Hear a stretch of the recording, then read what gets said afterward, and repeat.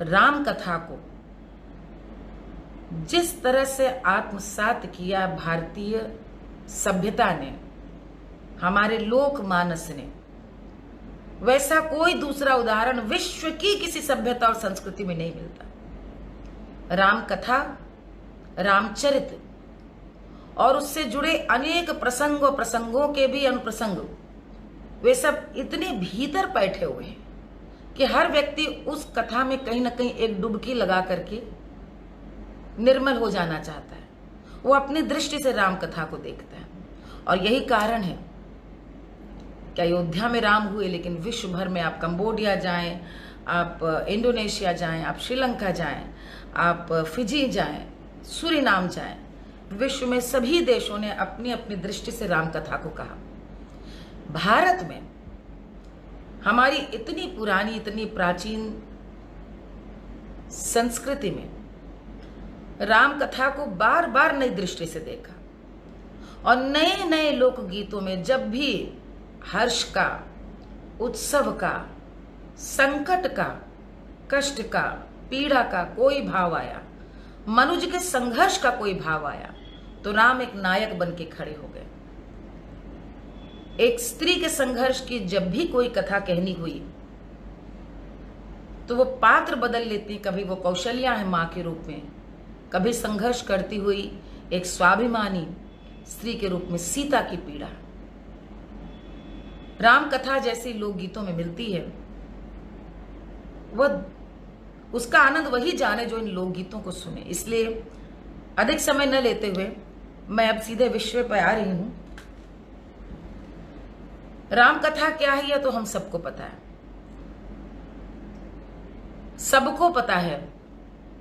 राजा दशरथ के 4 पुत्र हुए, ऐसे ऐसे कहां पर अयोध्या स्थित थी, बड़े का नाम राम था, छोटे का शत्रुघ्न था, सबको सब कुछ पता है। सबको पता है रावण राम का सीता का हरण करके ले गया। लेकिन पुनः पुनः इन प्रसंगों को देखने, जानने और सुनने की उत्कंठा ये कैसे रस की अभिव्यंजना करती है कि हमें बार बार पता है रामलीला में कि आज भरत मिलाप होगा, लेकिन हम वही देखने पहुंचते हैं। हमें पता है कि सूर्पनखा की आज नाक कटनी, लेकिन हम वो देखने जाते हैं। हम उन्हीं प्रसंगों को पढ़ते हैं कि जहां पर राम हनुमान के प्रति अपनी कृतज्ञता व्यक्त कर रहे हैं। हम उन प्रसंगों में एक अजीब आनंद का अनुभव करते हैं कि जब गुलाल से सराबोर हम होली खेल रहे होते हैं तो हम मान लेते हैं हमारे सामने नायक राम है, और वो भी इतने मनुज होगा कि वो ढोलक बजा रहे हैं कि करे हाथे राम जी के हाथे ढोलक बल सोए। तो राम और सीता और राम कथा के संपूर्ण पात्र मानो हमारे बीच में से ही तो कोई है। ये आत्मीयता और ये भाव ही उन्हें इतना नैकट्य प्रदान करता है कि मैं जो ये कहने में कोई गुरेज नहीं। वाल्मीकि ने रामायण लिखी, गोस्वामी तुलसीदास जी ने लेकिन राममय कर दी लोक भाषा में कहकर, क्योंकि तब तक संभवतः वे भी जान चुके थे कि अपनी मातृभाषा में लोक में किस प्रकार की राम के चरित्र की व्याप्ति है, कि पूरे राम कथा में राम और दशरथ और सीता विभिन्न पात्रों के साथ जो घटता है सब उसमें अपना अपना चेहरा देखते हैं।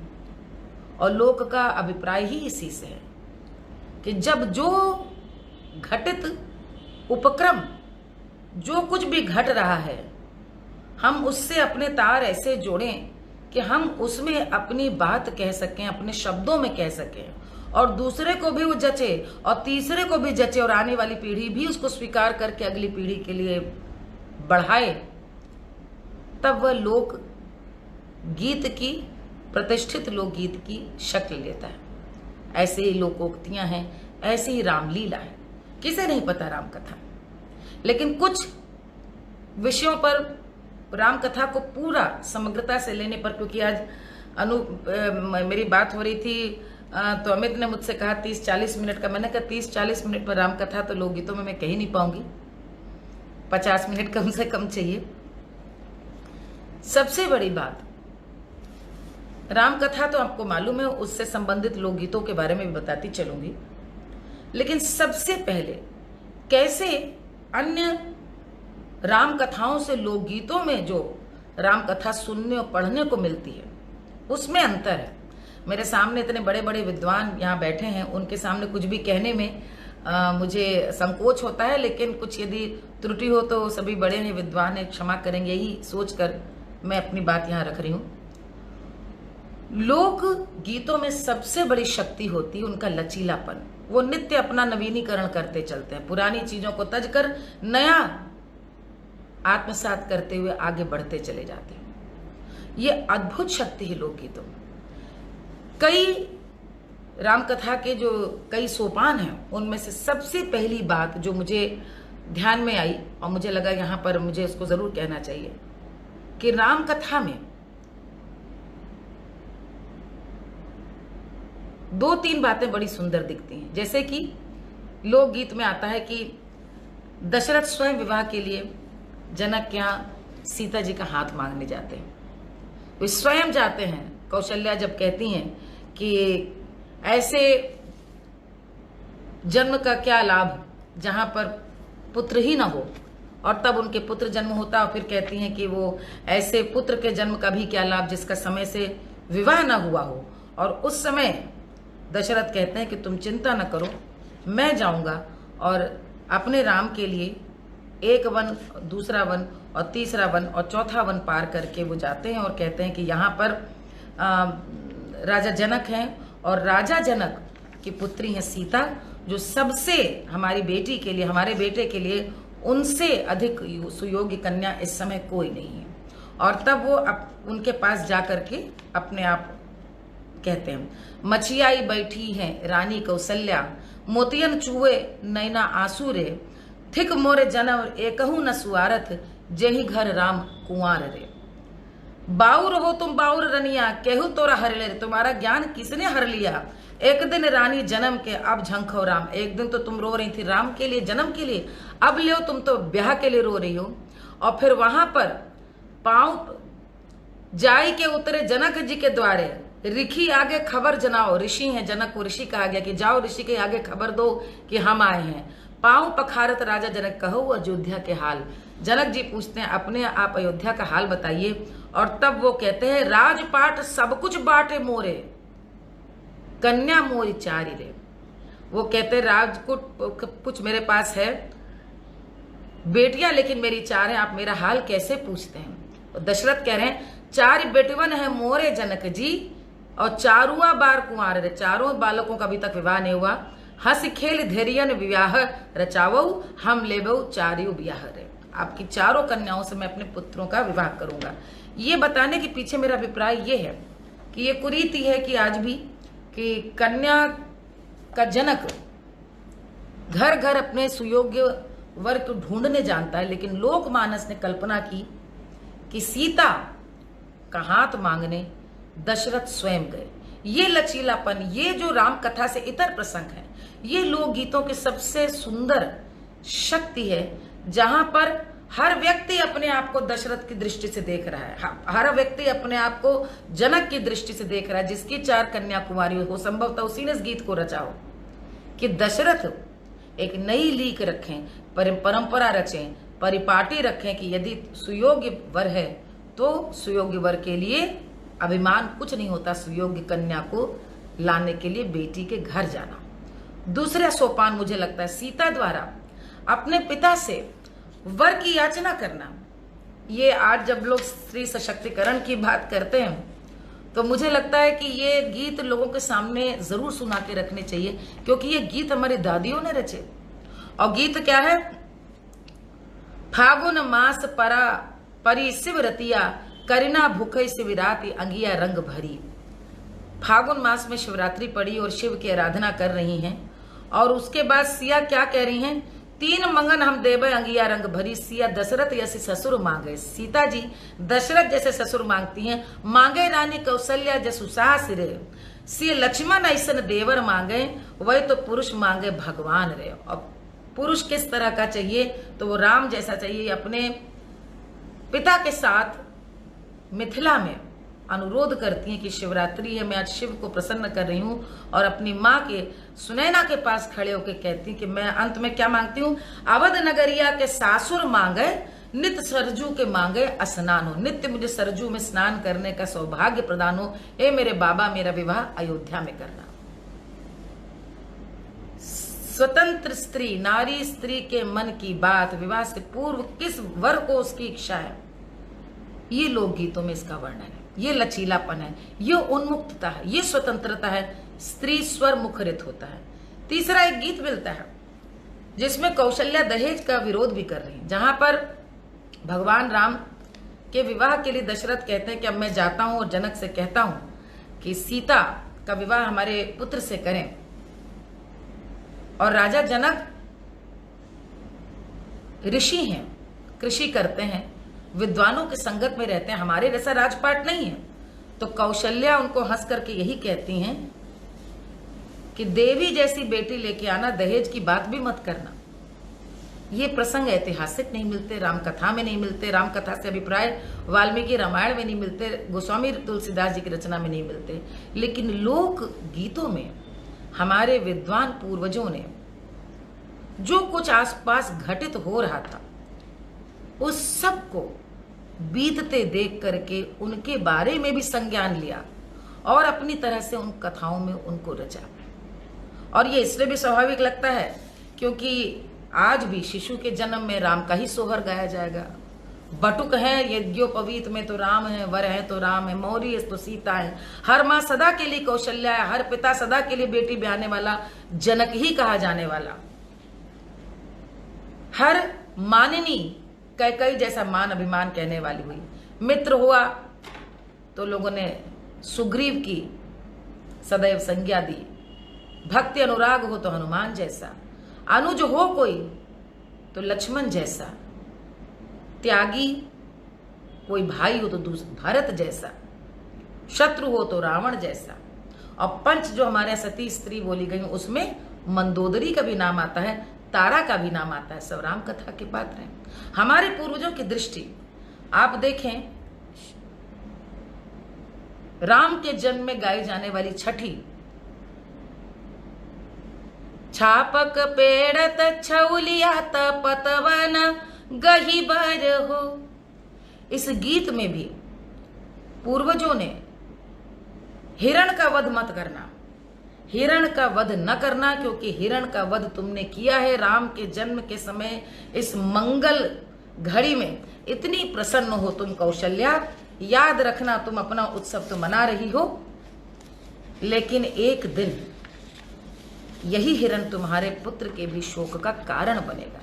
यानी सदैव के लिए एक चेतावनी और एक सीख कि अपना मंगल बने, दूसरे का अमंगल करके नहीं। ये हिरण के प्रसंग कहां से लोकगीतों में आया, लेकिन ये लोक चेतना का बड़ा मुखरित स्वर है, जहां पर हिरणी नायिका है और सत्ता के विरुद्ध एक शंखनाद है कि राजा होगे, लेकिन प्रजा, हमारे पूर्वज आज तक शिशु के जन्म में हिरणी का शोक मनाते हैं। उस हिरणी जैसा शोक किसी का ना हो। ये अपने आप में एक अद्भुतपूर्व चीज है। मैं आपको सुनाने जा रही हूं, एक 12 मासा मिलता है। इस 12 मासा में ये 12 मासा है जब राम वन को चले गए, कैकई ने वर मांग लिया, राम वन को चले गए और दशरथ से ये मर्मांतक पीड़ा सही नहीं जा रही, वो प्राण त्याग देते हैं। जब वो प्राण त्यागते हैं तो कौशल्या को सबको कथा सुनाते हैं। 12 मासा है और कथा में क्या सुनाते हैं, उनके जब राम के जाने पे उनके प्राण जब अपने कंठ में आ गए, उनको तुरंत अतीत की एक घटना याद आई और उनको ये याद आया कि दृष्टिहीन माता पिता का श्राप उनको लग गया है। यानी कि श्रवण कुमार के माता पिता जब श्रवण कुमार को उन्होंने आखेट करने के लिए गए थे और आखेट करते समय जब भूल से शब्द बेधी वो बाण चलाते हैं और श्रवण कुमार जब गिरते हैं, वो कहते हैं कि इसमें आपका कोई दोष नहीं, मेरे माता पिता अंधे हैं, उनको जाकर आप जल पिला दीजिए। और जब वो वहां जाते हैं तो वो पाते हैं कि बूढ़े माता पिता वो श्राप देते हैं।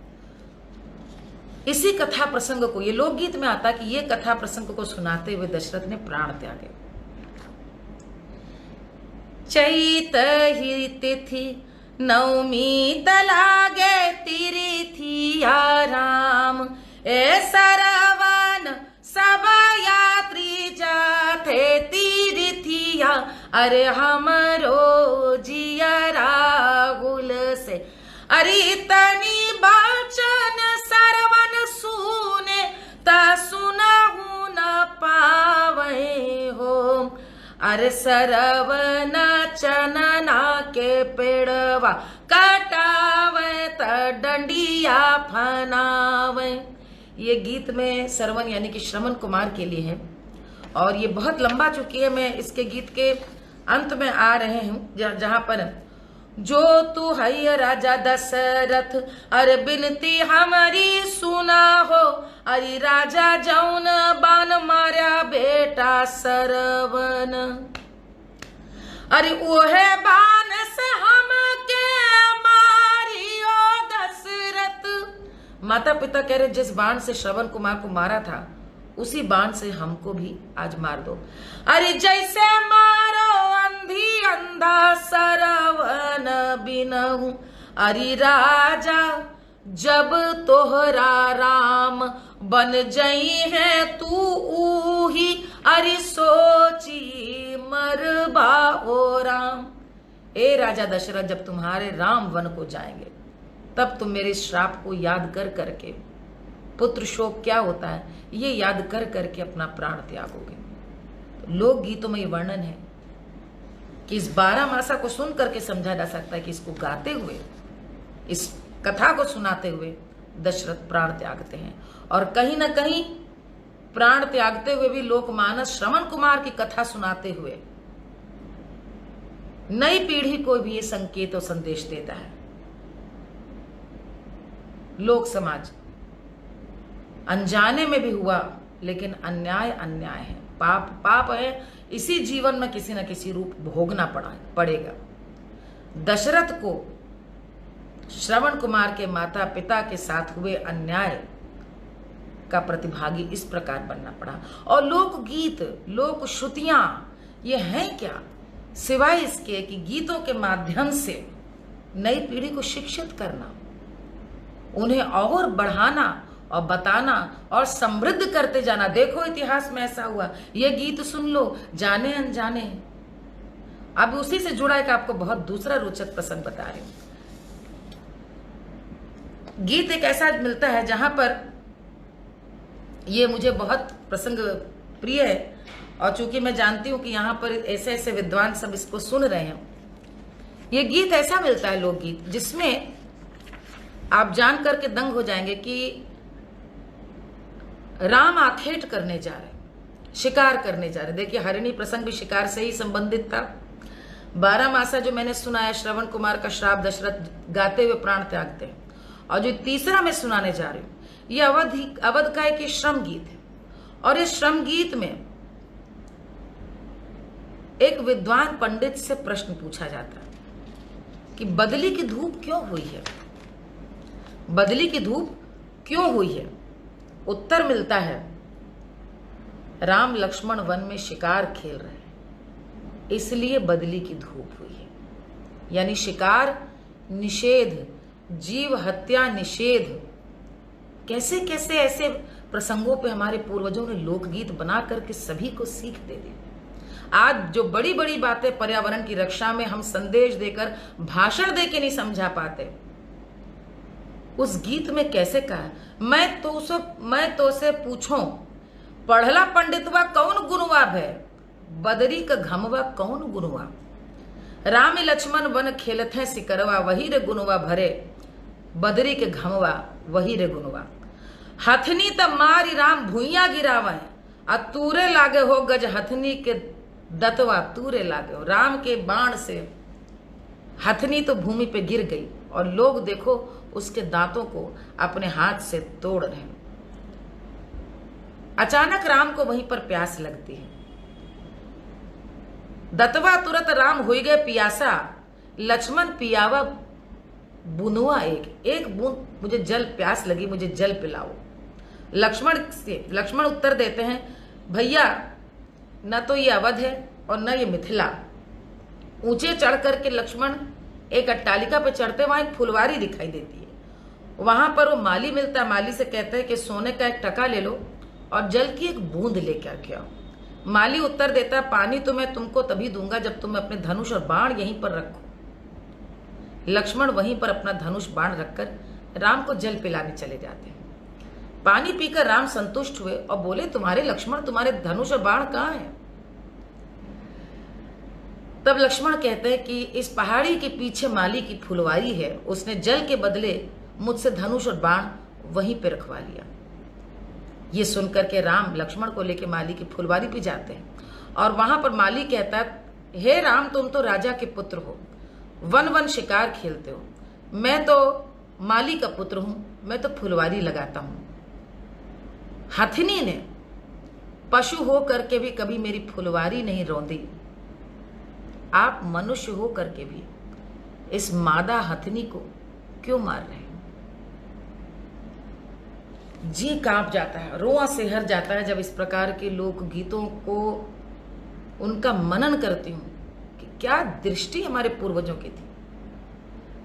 क्रमवश तीनों गीतों में आप यदि एक के बाद एक देखें, और इस गीत में फिर राम लक्ष्मण अपना धनुष बाण माली के पास रख देते हैं, उनसे क्षमा मांगते हैं, और उसके बाद देखें इसमें लिखा है, तू तहुआ राजा के पुतवा, वन वन खेल था सिकरिया तो वन वन हो, हम तहई भैया मलिया के पुतवा, लगाई फुलवरिया के बाग, हथनी न रौंदे भैया मोर फुलवरिया, तू का मारत है राजा बन के हथनिया। राम लक्ष्मण ने धरे आपन धनुरी बनवर, जोड़े लागे दोनों हथिया मलिया आगे, जोड़े लागे हथिया हो। यही लोक का सबसे विराट स्वरूप है। जहां पर माली ज्ञान दे रहा है, वहां कौशल्या को हिरनी ज्ञान देके जाती है, यहां माली के आगे राम लक्ष्मण क्षमा मांगते हैं। इस गीत के माध्यम से कैसी सुंदर प्रतीति है आखेट न करने की, जीव हत्या के विरोध में। और माली एक प्रतीक है प्रकृति को सजीव रखने, प्रकृति को सींचने वाला, वही आकर वही प्रकृति का पोषक है, और इसलिए राम को आकर ये सीख देके जाता है। राम इतने आत्मीय हैं कि राम से जुड़ी कथाओं में कैसे कैसे प्रसंग, ये मैं बताना चाह रही थी। ये विभिन्न सोपान है राम की कथाओं के, जिन पर चर्चा करनी बहुत बहुत बहुत आवश्यक है। और अन्य भी हैं, सगुन का है, स्वप्न का है, लोक विश्वास का है, वो एक अलग से पूरा विषय हो जाएगा। अब मैं आती हूं कि राम कथा की बात हुई है, तो सबसे पहले राम का जन्म। तो राम के जन्म में हम सब जानते ही हैं कि राम के जन्म आज भी शिशु का जन्म अर्थात राम का जन्म से ही अभिप्राय है कि शिशु का जन्म हो गया, क्योंकि शिशु का जन्म ऐसा हो जो समाज को, देश को, कुल को मंगल प्रदान करे। दशरथ स्वयं उत्तर देते हैं, पुतवा के जन्मे कौन फल मोरे साहिब हो। तो दशरथ उत्तर देते हैं, दुनिया आनंद जब हुई है, दुनिया मंगल जब बनई है, तब फल हुई है सुनहु मोरी रानी सुनहु हो। अरे मेरी रानी सुनो, पुत्र के जन्म का तो तभी आनंद है जब पूरी सृष्टि और लोक में आनंद हो, और दशरथ ने ऐसे ही पुत्र को जन्म दिया, इसलिए उस सोहर में भी लोक कल्याण का भाव आता है। और न जाने कितने सोहर हैं जिनमें कि लोक कल्याण का भाव आता है।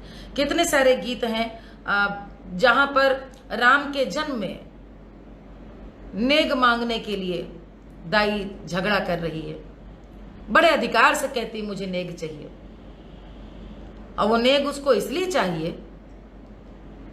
क्योंकि वो भी उस आशीष का भागी बनना चाहती है।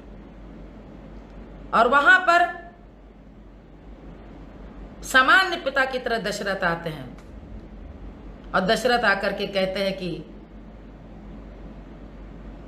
जो तुम दाई कुछ न लई हो, अरे लई जाओ राम उठाए मचल रही आज महलन माधाई, झगड़ी रही आज महलन माधाई। अयोध्या में इस मंगल घड़ी में दाई रूठ गई है, और दाई रूठ गई है तो मनाएंगे चाहे वो राजा दशरथ मनाए। आप ये देखिए, एक गीत बड़ा सुंदर इसमें रोचक मिलता है कि जहां पर दाई आकर के कहती है कि दशरथ ये याद रखना कि तुम्हारे पुत्र का जन्म हो रहा है और मैं तुमसे दान में जो जो मांगूंगी तुमको देना पड़ेगा। ऐसा ना हो कि बाद में मैं दान दूं, मांग लूं और तुम्हारे पास देने को कुछ न रह जाए। तो राजा दशरथ कहते हैं कि मांगो, तुम क्या मांगो? राजा अपनी मड़ैया लुटैबो, महल तोहरा सून हुई है। तुम्हारा महल सूना हो जाएगा राजा, लेकिन मैं कुछ नहीं चाहती। मैं चाहती हूं तो सिर्फ राम का आशीष। भगवान राम नारायण तुम्हारे यहाँ पे जन्मे हैं, मुझे सिर्फ उनका आशीर्वाद प्रदान करो। मुझे सिर्फ भगवान राम का आशीष चाहिए, जिन्होंने तुम्हारे यहाँ पर आकर के एक अवतारी पुत्र के रूप में जन्म लिया है।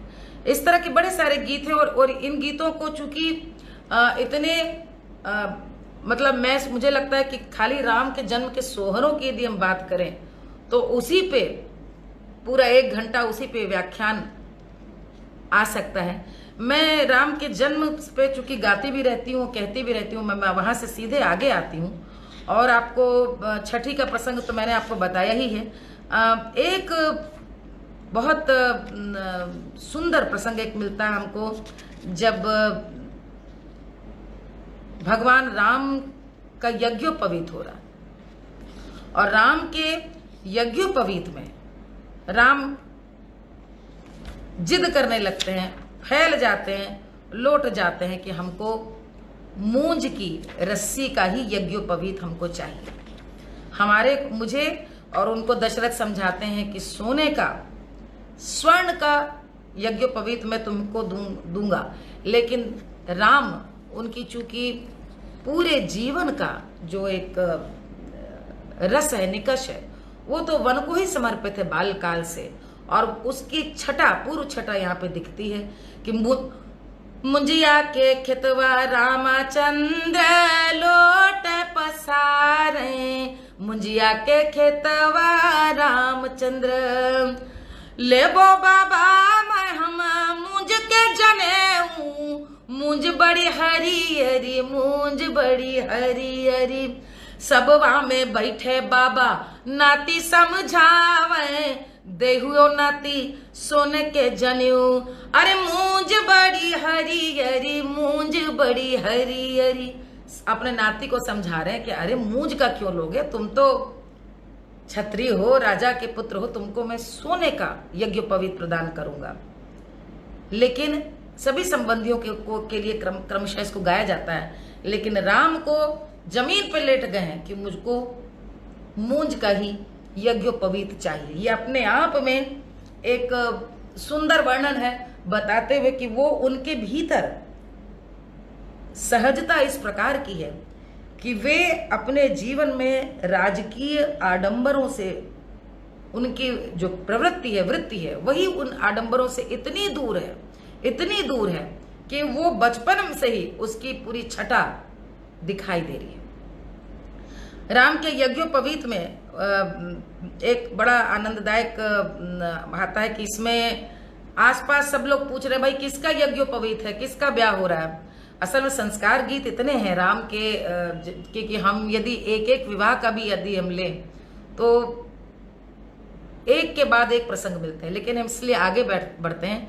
और हम लोक कथा में, राम कथा में जानते हैं कि जब राम का जन्म हो गया, गुरु आते हैं और गुरु आकर के कहते हैं कि मुनि आकर बोलते हैं कि राक्षसों ने इतना आतंक मचा रखा है कि हमें आवश्यकता है आपके पुत्रों की कि वे आएं और आकर के वन में रक्षा करें, हमारे इस यज्ञ को निर्विघ्न संपन्न होने दें।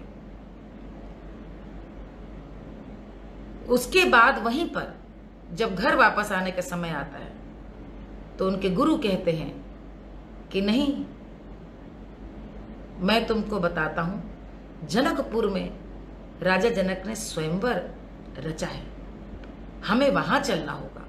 और गुरु की आज्ञा मानकर भी चल देते हैं। गीत में कैसे आता है, दशरथ सुत तुम रघुराई, बिनह यह गाई, नगर अयोध्या में जन्म लियो है, भगतन के सुखदाई। लंका में रावण के कारण तब मनुष्य प्रकट लखाई, ऋतु बसंत उजियार पाक, तिथि नवमी की रात सुखाई। मंगल चार होत चार दिशि, नृप धर बजत बधाई, जब मुनि मांग लियो राजा से, राम लखन दोनों भाई। लेकर बाण धनुष कंधे पर, तब गमन की है वन जाई। पहले जाए ताड़िका मारत, असुरन देत भगाई। ताड़िका को मार करके जब उन्होंने असुरों को भी भगा दिया, उसके बाद द्विज भगवत आगे हरि चले, जहां जनक स्वयंवर रचाई। एक ही गीत में पूरा प्रसंग है, उनका कैसे जन्म हुआ, कैसे उनको मांगा गया और किस लिए उनका जन्म हुआ, वो भी पहले से उसके निमित्त भी घोषणा हो गई कि लंका रावण के कारण ही ये मनुष्य प्रकट, विष्णु जी ने, नारायण ने ये अपना जन्म लिया है। और फिर ताड़का को मार करके जब निर्विघ्न यज्ञ समाप्त हो गए, उसके बाद उनको लेकर के जनक जा रहे हैं, जहां पर जनक के यहाँ पर लेकर के जा रहे हैं मुनि, जहां पर विश्वामित्र, जहां पर स्वयंवर रचा है। स्वयंवर के अनेक प्रकार गीत हम लोगों को मिलते हैं, बहुत सारे गीत मिलते हैं। एक बड़ा सुंदर, हम लोग राम विवाह के तो इतने सारे गीत हैं, लेकिन जो मैंने आपको बात बताई इसी में कि लोक गीतों में ये वर्णन मिलता है कि किस प्रकार दशरथ जा करके जनक के यहाँ पर विवाह में बिटिया का हाथ मांगते हैं। तो चूंकि विवाह की बात आई है तो उसके एक प्रसंग को अवश्य गाऊंगी। हरि मचियाई बैठी कौशल्या रानी, सिंहासन राजा दशरथ हो। राजा मोजू मोरे राम के रे तिलकवा, अरे शुभ करम करन चलो हाली रे। अरे गुरु जी भारी मुँह दे हूँ आशीष, अरे जिए राम जुग जुग जिए हो। ये तिलक का राम का वर्णन है। गुरु जी राम के तिलक चढ़ावो, दस सुदिन विचारो आज रे। ये तिलक का यहाँ पर वर्णन है। और इसके पहले मैंने आपको बता ही दिया कि मछियाई बैठी है रानी कौशल्या, मोतियन चुवे नैना सुगेरे। और वहां पर जनक से कैसे दशरथ कहते हैं कि चार बेटवन है मोर जनक जी, चारियों बार कुंवार रे, हंस खेलियो धेरियन ब्याह रचाऊ, हम लेबे चारों ब्याह, तुम्हारी चारों बेटियों को मैं ब्याह कर ले जाऊंगा। एक हम लोग इसमें गीत गाते हैं, रघुबर पहिरे फूलन को सेहरा, राम पहिरे फूलन को सेहरा। सजी बारात चली मिथिला को, अरे गरजत बदरा बरस आई बूंदिया। राम पहिरे फूलन को सेहरा, अरे राजा जनक ने प्रण ठानी है, रख दियो धनुष उठाए दियो झगड़ा। राम पहिरे फूलन को सेहरा। अरे राजा दशरथ के चार पुत्र हैं, तोड़ दियो धनुष मिटाए दियो झगड़ा, तोड़ दियो धनुष मिटाए दियो झगड़ा। राम पहिरे फूलन को सेहरा। इसमें भी वर्णन है, सेहरा है ये जो हमारे सहला भी बोला जाता है। इसमें भी वर्णन है कि बारात गई, जबकि ऐतिहासिक जो तथ्य मिलता है लोक कथा में राम कथा का, वो यही है कि गुरु के आशीर्वाद से, गुरु की आज्ञा से जनकपुर राम और लक्ष्मण जाते हैं और वहीं पर सीता का स्वयंवर होता है। अब सीता के स्वयंवर में भी आप ये देखें कि मैंने आपको बताया कि पहले ही सीता देवी से, शिव से सबसे प्रार्थना कर चुकी हैं कि किस प्रकार का उन्हें कैसा पति चाहिए। अयोध्या में राजा दशरथ के यहाँ पे जो राम है उनको पति के रूप में वही चाहिए। आज जो लोग कहते हैं कि हमारे यहाँ जो समाज था वहां पे नारी स्वतंत्रता नहीं थी, तो सीता तो सबसे पहली सबल स्त्री का प्रतीक बन करके उभरती हैं। जिन्हें जहां ब्याहना था वहां उन्होंने ब्याहा, जब वन जाना था तो भी वो वन गई, और जब उन्होंने अपने आत्मसम्मान पे समझौता, इस पर मैं आगे आऊंगी क्योंकि लोग राम के बनस्पत सीता के प्रति अधिक अनुरक्त है, अनुरागी है, अधिक पक्षपाती है।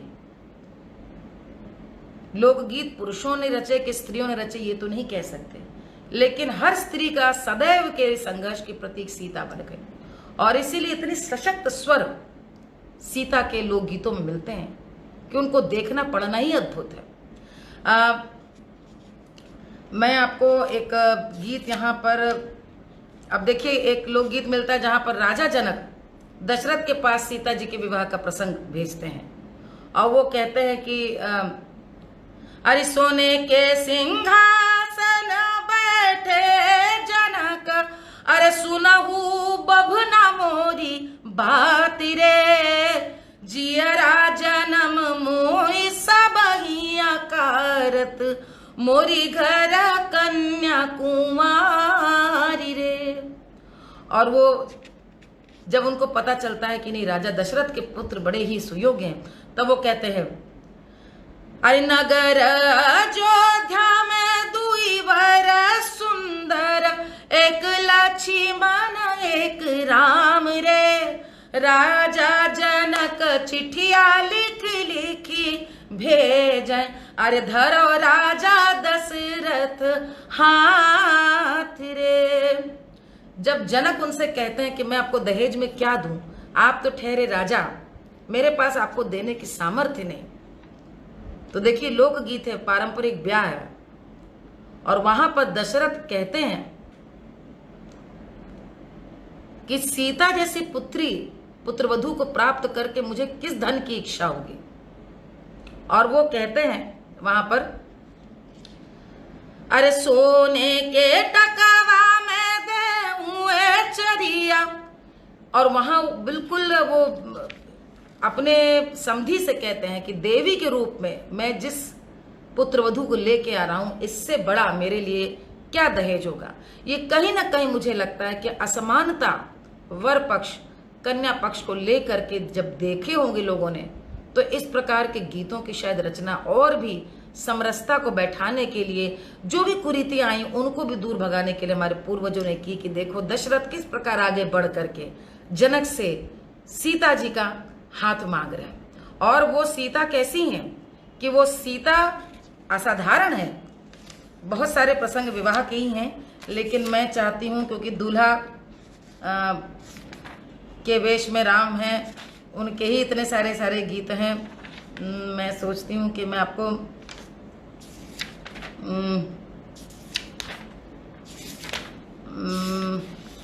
मैं उससे आगे बढ़ रही हूं क्योंकि राम कथा बतानी है। वो ये कि सीता कितनी असाधारण है, क्यों उनके गुरु उनको स्वयंवर के लिए ले गए, और इस स्वयंवर की अवधारणा आई तो आखिर कैसे आई। जिन्होंने ये गीत रचे हमारे पूर्वजों ने, वहां पर सीता को किस रूप में देखा गया। बहुत सारे जनकों, बहुत सारे पिताओं की विलक्षण असाधारण पुत्रियां होती हैं, और बाल्यकाल से ही वो जान जाते हैं कि किस प्रकार की मेरी बेटी है। और उनके लिए आप ये गीत देखें कि एक हाथ में सीता जी ने गोबर लिया और दूसरे में पानी और अपने बाबा की चौपाल, राजा जनक का मंदिर वो लीपने लगी, और लीपते लीपते सीता शिव धनुष के पास जाकर के पहुंची और बाएं हाथ से ही उठा करके धनुष को रख दिया।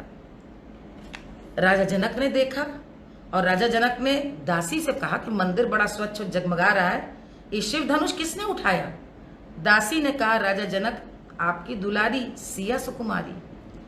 इतना सुनते ही राजा जनक ने हाथ में गंगा जल लेकर के सौगंध खाई, जो इस शिव धनुष को तोड़ेगा उसी को अपनी कन्या दूंगा। और गीत में कैसे वर्णन इसका मिलता है, चेरिया यानी कि जो सेविका है उससे कह रहे, अरे चेरिया हो के हो उठावे शिव धन हुर के ही लीपे मंदिर हो, अरे राजा जनक के बारी रे दुलारी, अरे सिया सुकुमारी राजा वन ही रे उठावे, अरे शिव के धनु खावा हीली पे मंदिर, अरे हाथवा में लाई के गंगा जल जनका खावे रे किरिया, रे खावे किरिया। जे तोरी शिव के धनुआ वही से सिया के बियहबे, जो तेरे सिया के धनु हुआ वही से सिया के बियहबे, जो तेरु सिया के धनु हुआ वही से सिया के बियहबे। जो इस शिव के धनुष को तोड़ेगा मैं अब अपनी कन्या उसी से ब्याहूंगा। ये लोकगीतों में इस तरह के वर्णन है, ये मैं आपको जो सुना रही हूं गीतों से। और वहां पर राजा जनक के धनुष प्रसंग के बाद में आगे चलती हूं, ब्याह हुआ। अब मैं एक गीत आपको नहछू का सुना रही हूं। नहछू का जो ये गीत है, इस गीत में जो प्रसंग आया है वो इसलिए इतना अद्भुत है कि आज लोग कहते हैं बराबरी का भाव नहीं है, आज लोग कहते हैं समाज में बड़ा समरसता नहीं है, जाति पाति वर्ग भेद भाव है। उनके सामने मैं नहछू जान के सुनाना चाहती हूं कि इस नहछू को सुन करके आप भी अपनी भ्रांति दूर करें, अपने सुनने वालों की भी भ्रांति दूर करें, क्योंकि ये गीतों की ऐतिहासिकता तुलसीकृत रामचरितमानस तो हमें पता है कब की रची हुई है, लेकिन इन गीतों की ऐतिहासिकता कोई नहीं जानता। 1000 वर्ष पूर्व पुराने हैं कि 100 वर्ष पूर्ण है कि 1500 वर्ष पूर्ण, क्योंकि बोली मातृभाषा ये लोकगीत सदैव से थे। और आप इस गीत को देखें कि राम का नहछू है और उस नहछू में किसी ने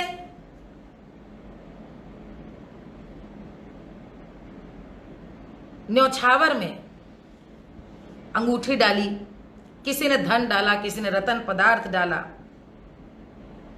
नाउन आकर वहीं झगड़ा करने लगती है और नाउन कहती है ये सब बहुत कम है, राम का नहछू है, मैं तो घोड़ा लूंगी।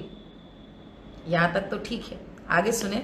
मैं इसको गीत के रूप में बता रही हूं। घर घर फिरई नौनिया, घर घर फिरई नौनिया तक गोतनी बुलावई, राम ललन के नैछू गोतिन सब आओ। सब लोग, तुम लोग गोतिन जितनी गोतनी है सब आओ आओ, राम का नहछू हो रहा है, सब लोग आओ।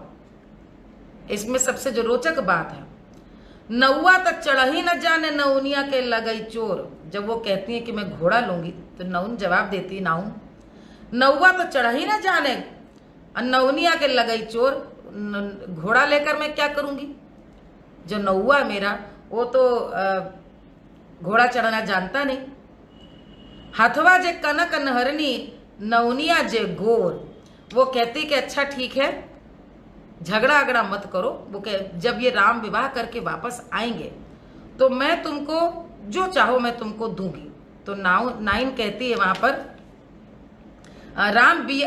कौशल्या कहती हैं राम बियाह घर आई हैं तब देबो मैं घोड़। जब ब्याह करके आएंगे तब मैं तुमको घोड़ा दूंगी। और नाउन को देबो नक बेसर, नाउन को मैं नाक की बेसर दूंगी।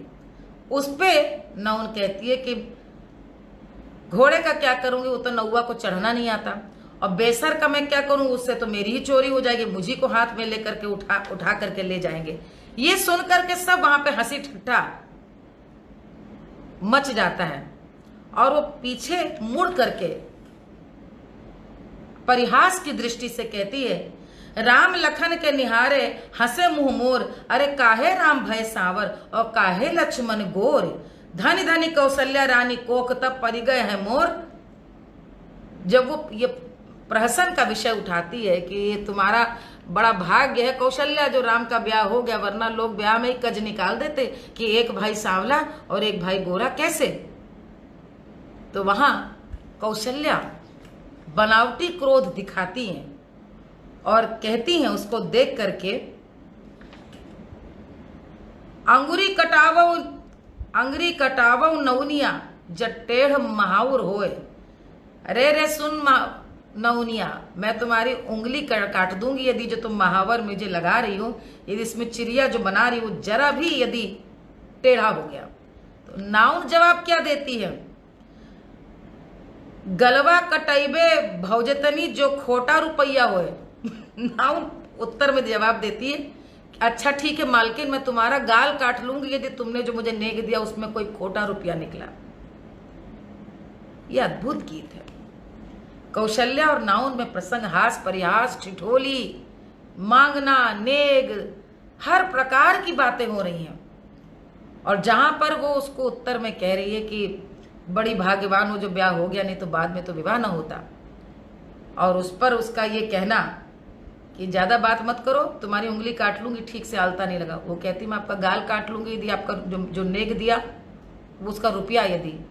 ये लोकगीतों की सबसे बड़ी शक्ति है। जहां पर नाउन इस प्रकार का उत्तर दे सकती है, ये लोकगीतों की सबसे बड़ी प्राण शक्ति है। जहां पे समानता, जहां पर प्रेम, जहां पर आत्मीयता इस तरह से रची बसी है कि वर्ग भेद, धन भेद, जाति भेद, धर्म भेद सब कहीं दूर चले जाते हैं। राम का चरित्र, राम कथा ऐसे है, राम के जन्म का, राम से जुड़े हर पर्व त्योहार का उत्सव ऐसा है कि उसके आनंद में डूब करके ये सारी बातें सब उसके रस में डूबे हुए हैं। दूसरा, राम सीता की जोड़ी, बड़े सारे गीत हैं।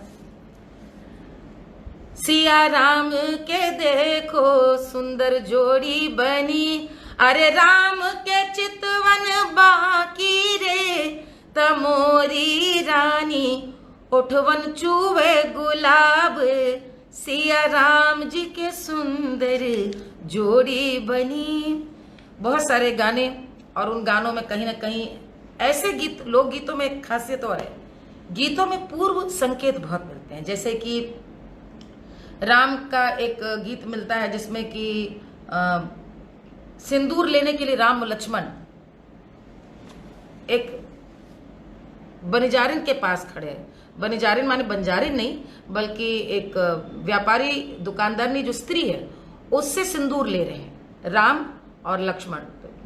वो पूछती है कि आपको बाबू क्या चाहिए, कत्था चाहिए कि सुपारी चाहिए या पान चाहिए? राम कहते नहीं, हमें सिंदूर चाहिए क्योंकि हम सीता को ब्याहने जा रहे हैं। सिंदूर जैसे वो खरीदते हैं उसी समय उनको छींक आ जाती है।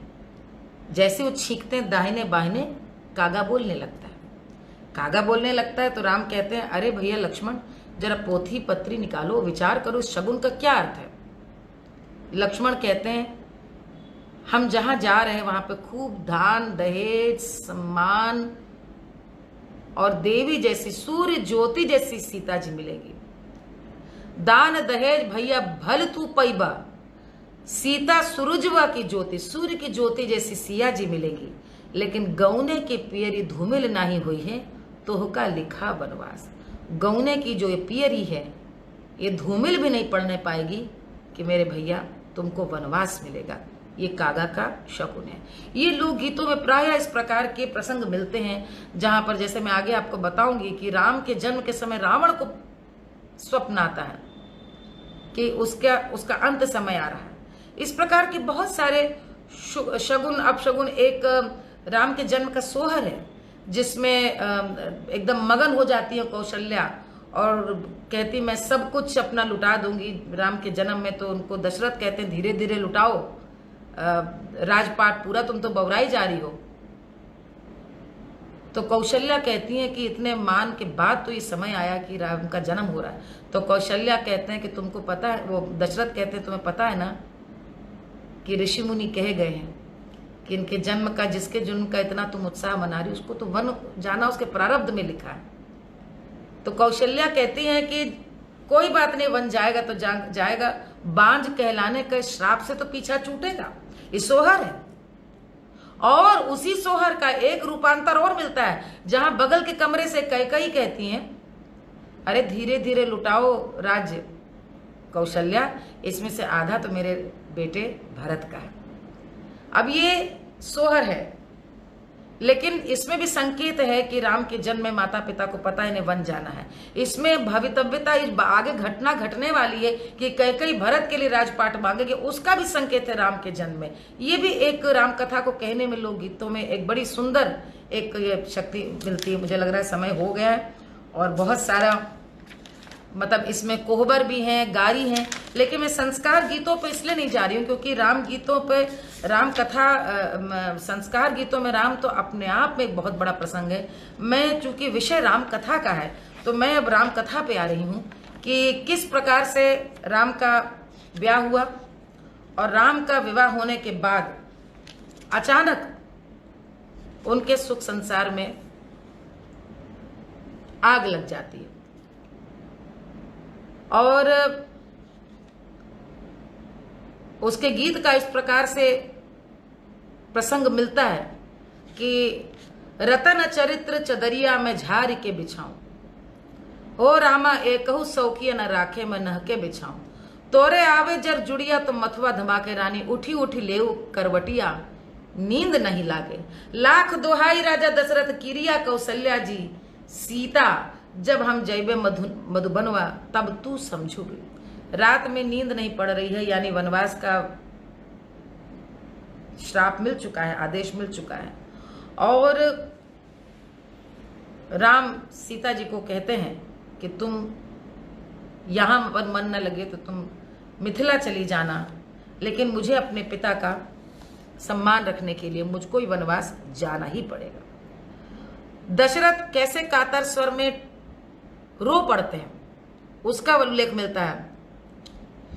अंगीना बुहारी सीता घुरवामा फई के अरे घुरवामा जाम बसवारी हो, अरे बसवा कटावे चले राजा दशरथ गड़ी गए अरे अंगुरी बीच कांट। यानी कि बांस कटाने के लिए जब राजा दशरथ गए और उनके कांटा फंस गया था, उस कांटे को कौशल्या ने निकाला और बदले में 2 वर मांग लिए। ये लोक गीतों में मिलता है। भरत का लिखा राजा आपन रजवारे, राम का लिखा बनवास, अरे कवन मांगन तू मांग्यो रानी के कई, मरयू करे जवा के बान। दशरथ संतप्त रोते हैं कि कैसा तुमने मुझसे वर मांग लिया, और राम वन को चले जाते हैं। सब उनसे वन को न जाने को कह रहे हैं। सीता कहती हैं, अवध मां हम ना रहिबे रघुबर संगे जइबे, अवध मां हम ना रहिबे जो मोरे राम वन मां खई हैं, जो मोरे राम वन मां सोई हैं, भूइहा लौट जइबे अवध मान हम ना रहिबे। मेरे राम यदि भूमि में विश्राम करेंगे तो मैं वहीं, जो वन में तोड़ के खाएंगे मैं भी वही खाऊंगी, लेकिन मैं अयोध्या में नहीं रहूंगी, अपने रघुबर के साथ साथ मैं जाऊंगी। और सीता को वो किस तरह से मनाते हैं उसके बड़े सारे प्रसंग मिलते हैं। हम इससे आगे चलते हैं।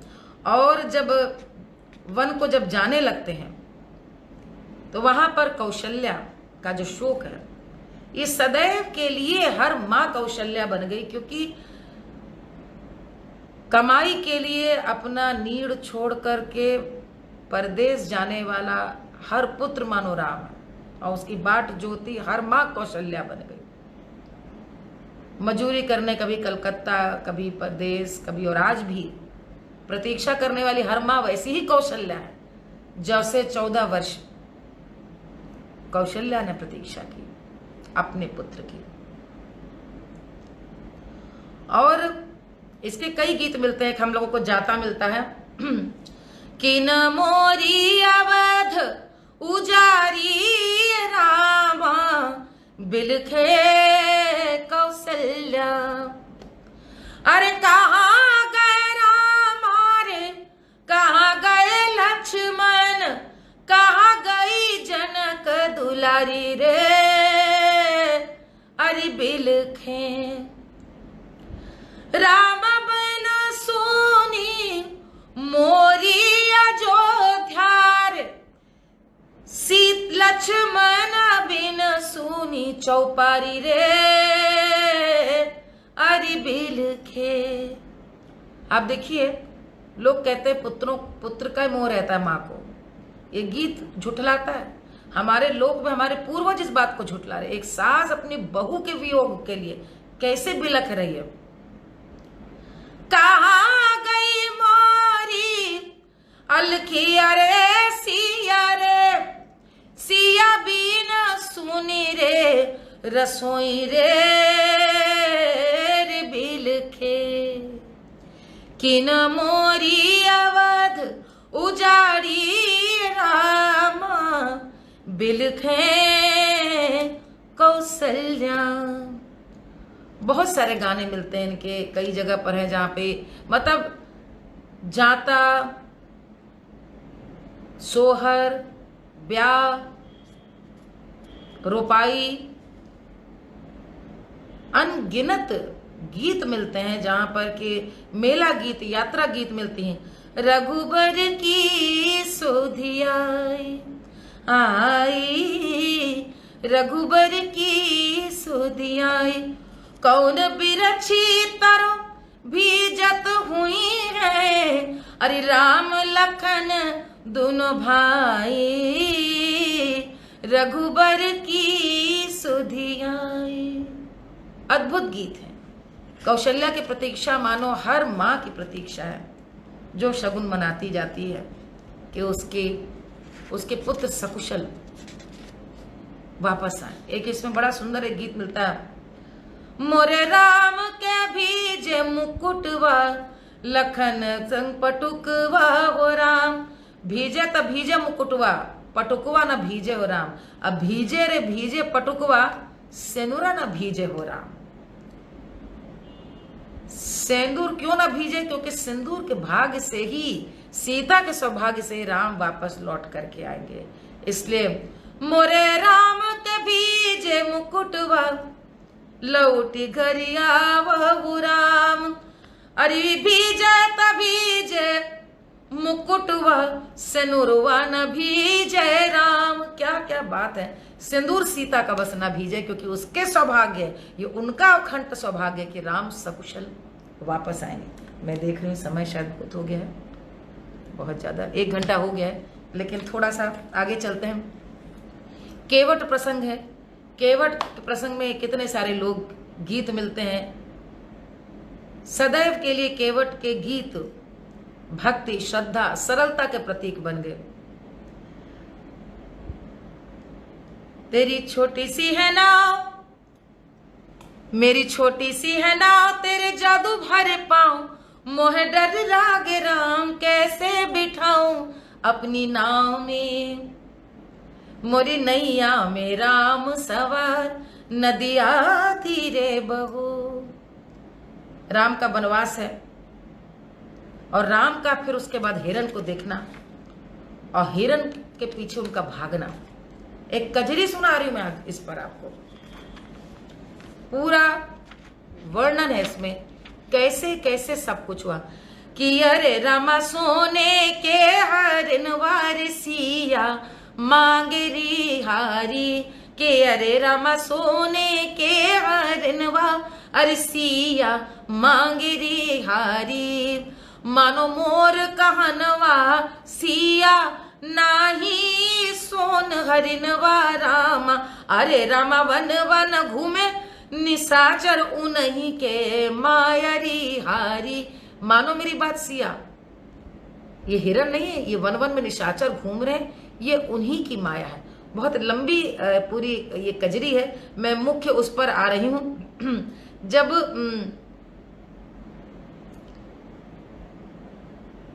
धनु ही की नोकवा लक्ष्मण रामा, अरे खेच दी हन थरियन राम, जब लक्ष्मण रेखा उन्होंने खींच दी, अरे रामा धरिया के लांघा वाला भस्म हुई जावरी हारी।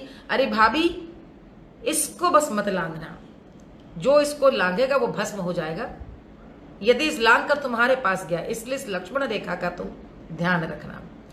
आगे क्या हुआ?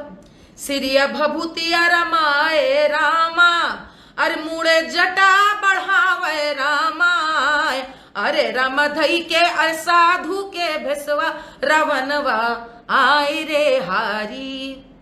रावण साधु के भेष में आता है। अरे भिखिया लई के निसरी सिया मैया, अरे बहिरे गोड़ निसारे। पांव निकाला सीता जी ने, कुटिया से बाहर निकली। अरे हरे रामा कि अरे रामा झपटी के पकड़े रे बहिया, अरे रथी पे बैठावरी हारी कि अरे रामा झपट के पकड़े रे बहिया, झपट के रथ पे बैठावरी हारी। सुन के सीता के गुहारी रामा, अरे दौड़े बूढ़ है जटाऊ रामा हाय। अरे रामा चोचन मारी रावणवा, अरे सिया के छुड़ावरी हारी।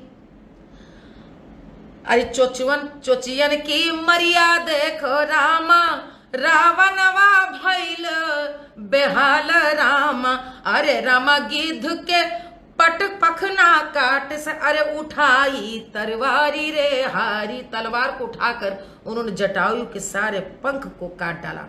घायल कई के जटायु रामा, अरे सिया के देख लई के भागा रामा।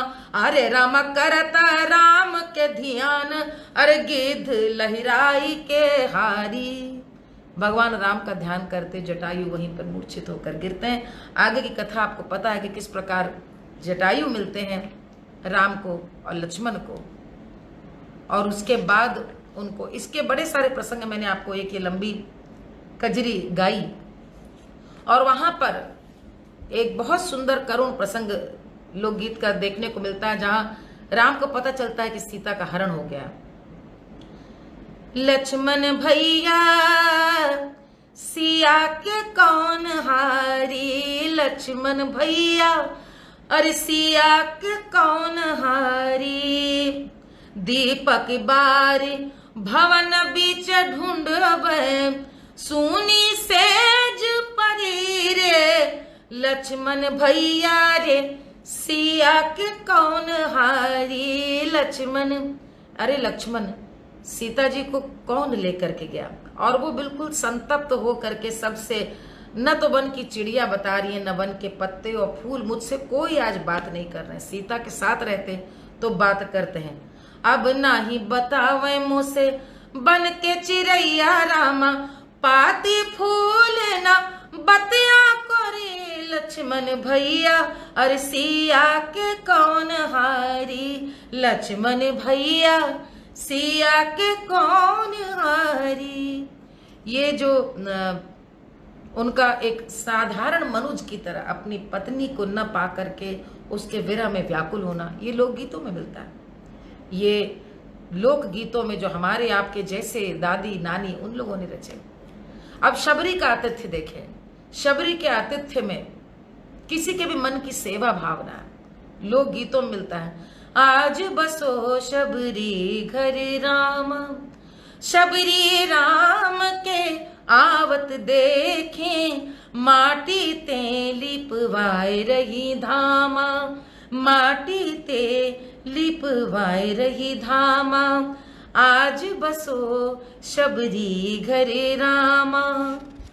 आगे बढ़ते हैं। आगे ऐसे प्रसंग मिलते हैं जहां पर हनुमान जी से भेंट होती है। अब ये देखिए एक गीत आपको, जहां पर पूरे वन में इस बात की चर्चा है कि रावण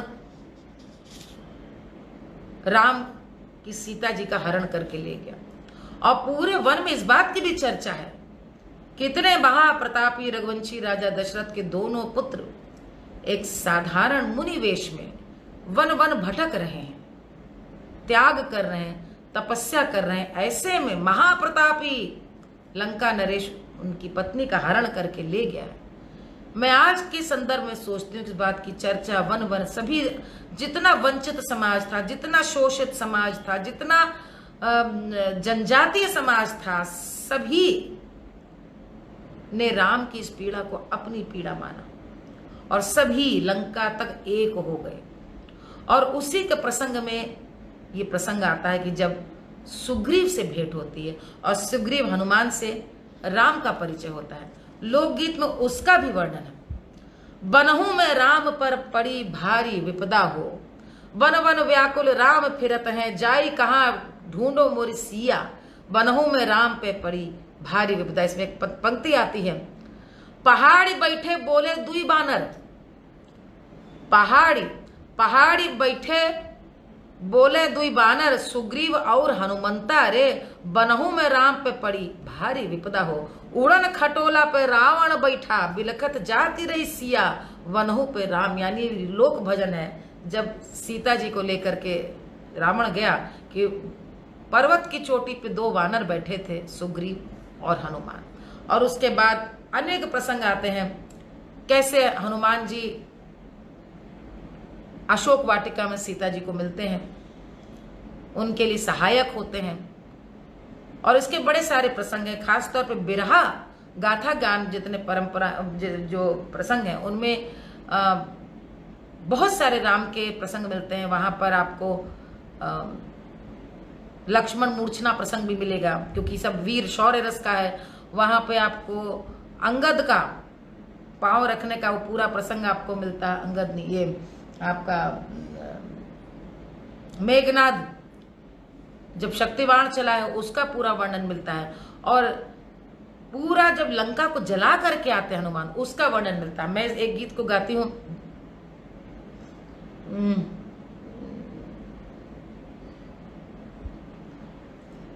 सीता के निखोज के भाई चले देखो वीर हनुमान, समुद्र पार जाई के भेंट सुरसा से कीना, सुरसा बड़ी सयानी छेक रस्ता लीना, एक ओठ आकाश एक धरती पर कीना, सीता के निखोज के भाई चले देखो वीर हनुमान। सुरसा मिली और उसने इनको लीलेना का बहुत सयानी थी, उसने अपने एक ओठ आकाश और एक धरती बड़ा रूप कर लिया।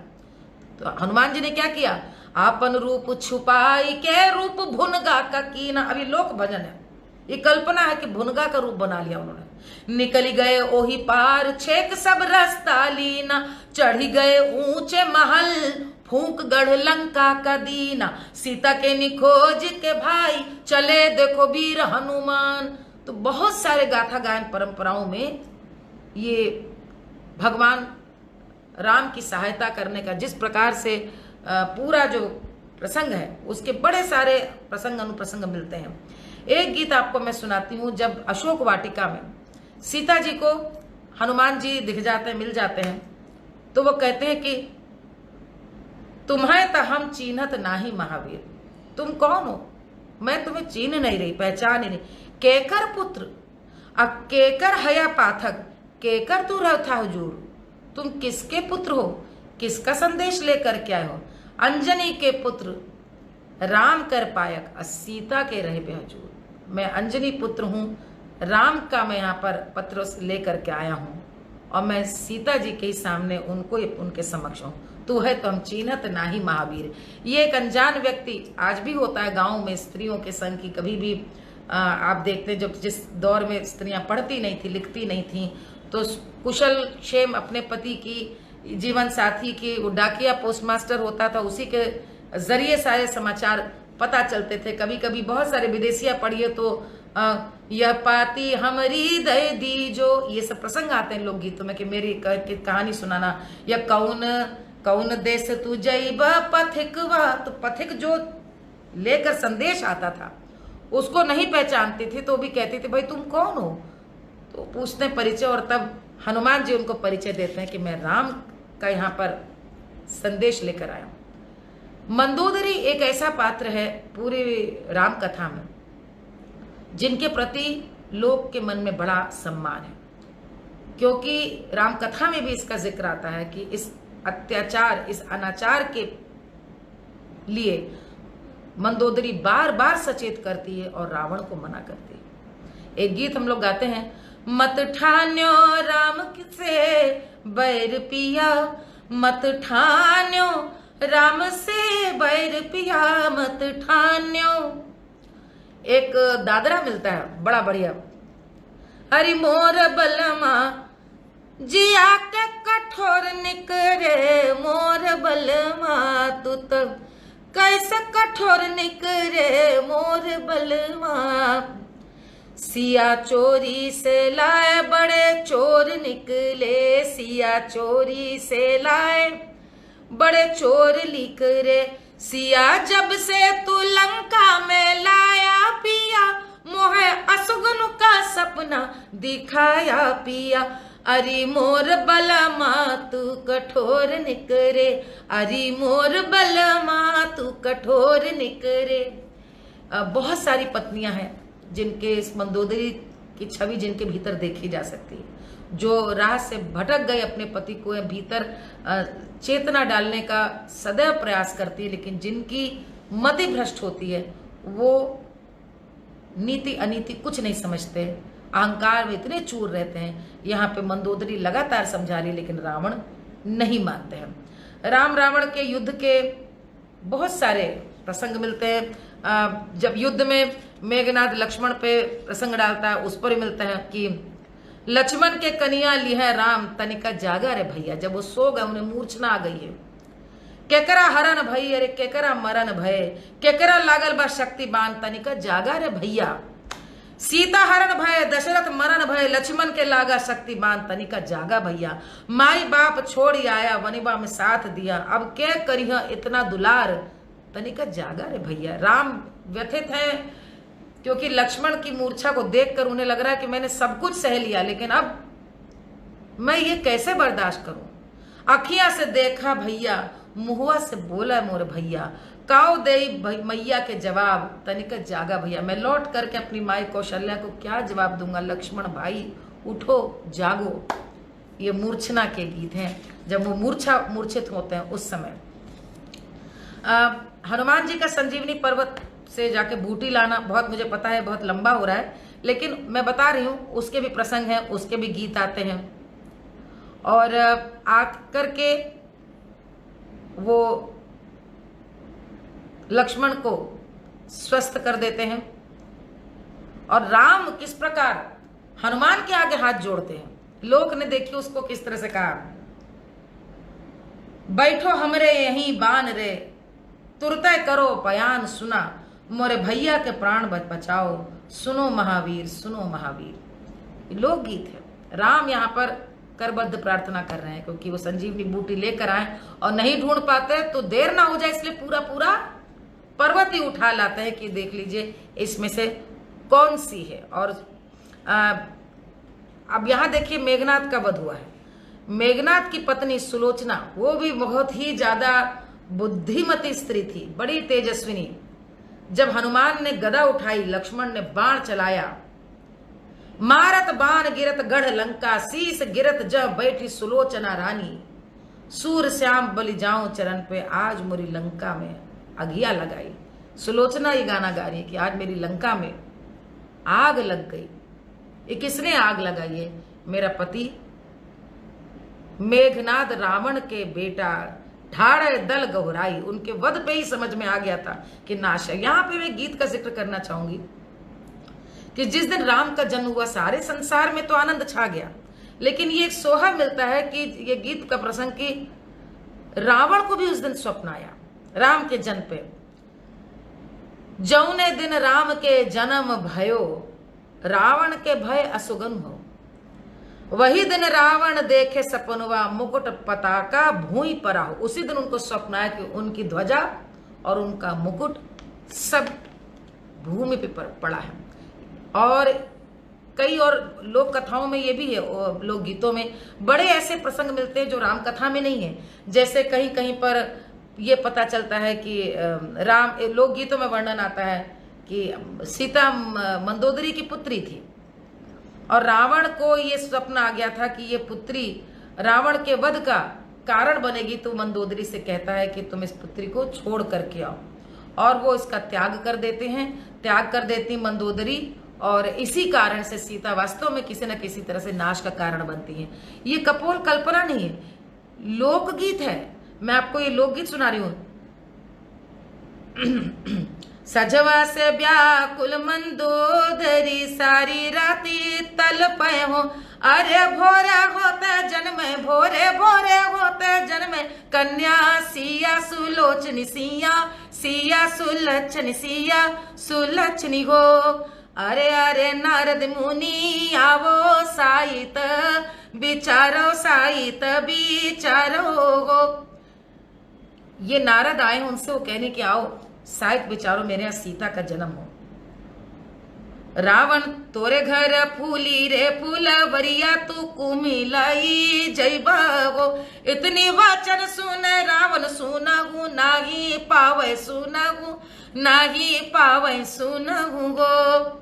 रावण गगरी में घाई के रावण गगरी में धई के कन्या जनकपुर गाड़ी जनकपुर गाड़ी है गो।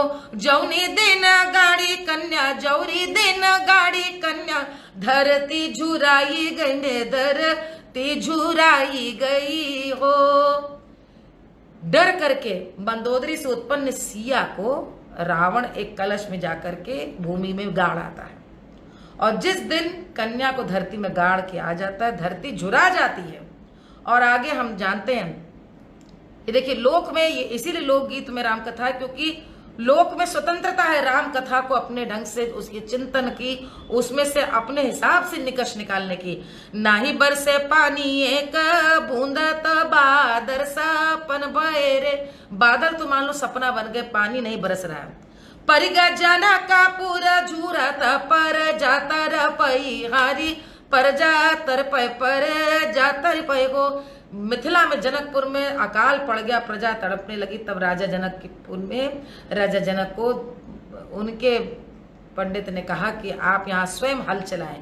और आपको पता है लागी के हरवा के फरवा सिया के जन्म भैले हो। सिया के गोदिया उठाए सिया के गोदिया उठाए राजा रानी घर तले अले हा मिथिला जनक ले अले हो। राजा जनक उनको उठाकर मिथिला में ले आए। अब ये एक प्रसंग है जहां पर मिलता है तो लोक की बड़े रोचक प्रसंग हैं जहां राम कथा अपने हिसाब से भी चलती है। इसमें एक प्रसंग ये भी आता है कि ये इसी में कहीं कहीं पर वर्णन वो लघुशंका वाला भी आता है जो लोक कथा में व्याप्त है लोक गीतों में भी व्याप्त है। अब देखिए रावण का वध हुआ। भगवान श्री राम ने शक्ति की साधना की शिव का उनके ऊपर आशीर्वाद है। जब वे लंका पर चढ़ाई करते हैं तो रावण गर्व से हुंकार भरता है। जब राजा रामचंद्र देवी का आवाहन करते शक्ति की साधना करते तब रावण को घबराहट होती है। और जब राजा रामचंद्र बाण चलाते हैं तो रावण के सिर उगने लगते हैं। लोकगीत है सुनिए। जब राजा रामचंद्र चढ़े गढ़ लंका रावण करे हुंकार ए माई। जब राजा राम देवी पूजें रावण का जीव घबरावे ए माई। जब राजा रामचंद्र बाण चलावे रावण के उपजे कपार दशानन कहे उपजे कपार ए माई। जब राजा रामचंद्र ढोड़ी नाभि में जब राजा रामचंद्र ढोड़ी में मारे रावण गिरे भहराई रे ओए रामा ए माई। ये लोकगीत है रावण के वध का। कितना सुंदर प्रसंग। अब इसके बाद उनके सिंहासन पर बैठने का अवध वापस आने का और उसके बाद अनगिनत प्रसंग हैं जो सीता जी के परिप्रेक्ष्य में है। सीता जी के अग्नि परीक्षा के परिप्रेक्ष्य में है। और इस पर मैं चाहूंगी मैं अभी ही बोल देती हूँ क्योंकि समय बहुत ज़्यादा हो गया है कि हमारे यहाँ सुखांत की कल्पना रही है और मैं इसको यहीं पर मानती हूँ कि जब राम सिया हनुमान पूरा राम दरबार अयोध्या वापस आ गए कथा यहीं समाप्त होनी चाहिए। लेकिन मैं अनुरोध करूंगी कि इसी का एक भाग 2 भी मुझे करने की अनुमति जब भी दे तो इसके बाद राम कथा के बड़े रोचक जो सोपान हैं उन पर लोग बड़ा मुखरित है। जो कुछ वहां बीता वो संस्कार गीतों से लेकर के अनेक श्रम गीतों में ऋतु गीतों में संस्कार गीतों में उनकी कथाएं उपकथाएं व्याप्त हैं। सीता के प्रति यहाँ पर लोक इतना करुणामय है। सीता के दुख सीता के शोक सीता के संघर्ष सीता के साथ हुए अन्याय के लिए लोक राम को नहीं क्षमा करता। और उनकी कथाओं को लेकर के मैं चाहती हूँ कि एक बार आप और क्योंकि वो बड़े सुंदर और रोचक प्रसंग है। अयोध्या वापस आ गए हैं और यहाँ पर होली खेल रहे हैं राम सीता। यहाँ पर किस प्रकार से लक्ष्मण उनको झूला झूला रहे हैं। झूला, मैं एक इसी प्रकार का झूला गाकर यहाँ पर इस बात को यहीं पर समाप्त करती हूँ, 2 गीत गा करके, क्योंकि ये कल्पना है कि उनकी अगवानी हुई, दीपावली को वापस लौट कर आए, तो क्या गाते हुए आए। अवधपुर में धूम मची घर लौटे रे रामैया, अवधपुर में धूम मची घर लौटे रे रामैया, अरे दाइन हाथ को सिया चलत हैं, बाएं को लक्ष्मण भैया, अवधपुर में धूम मची घर लौटे रे रामैया। सब लोग वापस लौट कर आ रहे हैं और सब उनकी प्रतीक्षा कर रहे हैं और वो झूला झूल रहे, पूरा दरबार है।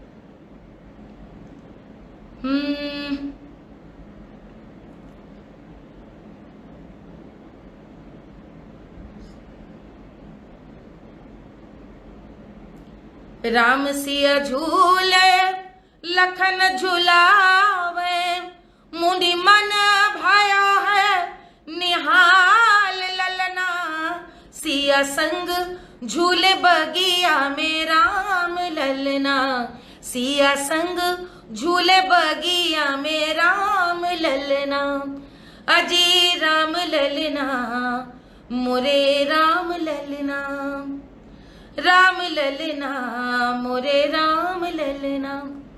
तो इसी के साथ सियावर रामचंद्र जी की जय। बहुत बहुत आभार आज ये अवसर प्रदान करने के लिए। कुछ त्रुटि हो गई हो क्योंकि अनवरत बोलने में कभी कभी शब्दों में भ्रम हो जाता है, कुछ निकल जाता है, अर्थ का अनर्थ हो जाता है या प्रसंग इधर से उधर चला जाता है। लेकिन हरि अनंत, हरि कथा अनंता। मैंने अपने छोटे से जो थोड़ा बहुत अनुभव है और जैसा बुजुर्गों से सुना उसके हिसाब से इसको बांधने का आपके सामने प्रयास किया। काशी हिंदू विश्वविद्यालय में, वो भी इतने प्रतिष्ठित मंच में, मुझे पता है इतने आदरणीय लोग इसको सुन रहे हैं, हमारे गुरु सदृश हैं। कोई त्रुटि हो तो क्षमा करेंगे, कोई प्रतिक्रिया हो तो अवश्य हमें दे। मुझे बहुत बहुत बहुत अच्छा लगेगा। एक बार पुनः बहुत बहुत आभार। बोलिए सियावर रामचंद्र की जय जय जय।